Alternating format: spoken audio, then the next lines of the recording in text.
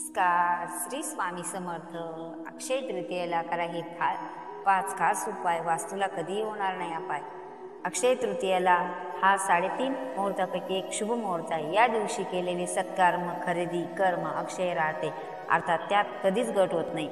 म्हणून ज्या गोष्टीचा साठा आपल्याकडे वाढावा असे वाटते त्या गोष्टीची सुरुवात या शुभ मुहूर्तावर करावी. अक्षय तृतीयेला अनेक जण सोने खरेदी करतात, त्याला पर्याय गोष्टी जाणून घ्या. यंदा 10 मे रोजी अक्षय तृतीया आहे. हा दिवस आणखी लाभदायक व्हावा म्हणून 5 सोपे उपाय करा. 1. मातीचा दिवा. अक्षय तृतीयाला हा शुभ मुहूर्तावर म्हणून ओळखला जातो, त्यामुळे हा दिवस एखाद्या उत्सवाप्रमाणे साजरा करायला हवा. यासाठी दिवाळीत आपण दिवा पंथी लावून रोषणाई करतो, त्याचप्रमाणे अक्षय तृतीयेला दारात मातीचा दिवा लावून लक्ष्मीचे स्वागत करावे आणि तिचा आशीर्वाद लाभावा म्हणून प्रार्थना करावी. 2. आंबा. हिंदू संस्कृतीमध्ये प्रत्येक पूजेत ऋतूकालीन फळाफुलांच्या पूजेचा समावेश केला जातो. सध्याच्या ऋतूचा आणि सर्व फळांचा राजा आंबा बाजारात काय तर घरातही आला असेल, तो उपलब्ध नसेल तर अन्य कोणतेही फळ देवपूजाला ठेवून सुख समृद्धी प्राप्तीसाठी प्रार्थना करावी. 3. कापूस.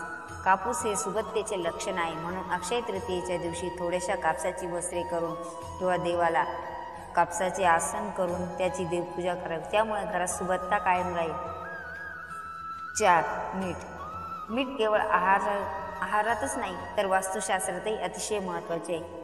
आयुर्वेदात तसेच ज्योतिषशास्त्र देखील मिठाचे महत्त्व अधोरेखित करते. मिठाशिवाय अन्न अळणी लागते, ते योग्य प्रमाणात आहारात असलेच पाहिजे. शिवाय धनसंपत्ती देखील मिठाची पूजा केली जाते. अक्षय तृतीयेला वाटीत मीठ घेऊन त्याची पूजा करावी. मीठ सागरातून मिळते आणि लक्ष्मी ही सागरकन्या असल्यामुळे मिठाच्या पूजनाने ती प्रसन्न होते अशी मान्यता आहे. 5. तुळस. तुळशीची पूजा केवळ उत्सव प्रसंगी नाही तर दैनंदिन जीवनातही केली जाते. तुळशीच्या पूजेने आणि सेवनाने आरोग्य लाभते. अक्षय तृतीयेच्या मुहूर्तावर देवीवर आरोग्य वृद्धीचे दान पदरात पाडून घेणे याहून शुभ काय.